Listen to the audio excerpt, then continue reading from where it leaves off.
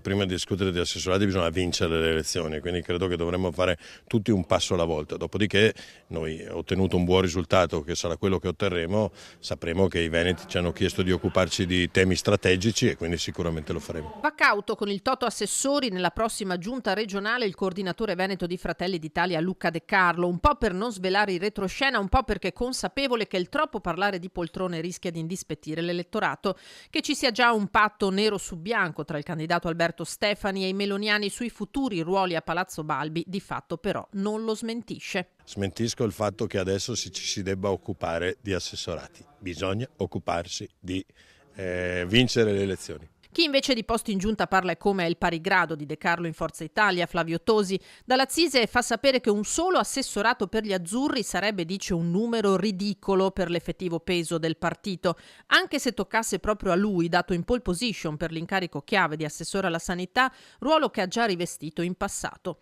Tosi capolista in tutte le province, ruolo che invece a Luca Zaia la Lega non ha ancora confermato, come puntualizza il governatore uscente da Venezia. Prendo atto che si vede che prima sparisce la lista civica, la lista Zaia, poi scompare anche il mio nome sul simbolo, prendo atto che sono un problema, dopodiché deciderò cosa fare, sicuramente Stefani ha tutto il mio sostegno, però è pur vero che come si può dire, di necessità faremo virtù. Zaia è un problema per gli alleati o per la stessa Lega? Io penso proprio di no del mio partito, però le posso dire una cosa, non è mai accaduto in un paese che si vieti a una persona utilizzare il proprio nome nella campagna elettorale. Non posso non prendere atto che sembra che il mio nome, anzi il mio cognome, sia un problema per qualcuno, vedremo di farlo diventare reale. Il campo sconnesso, il campo di battaglia non facile è la cosa che mi piace di più.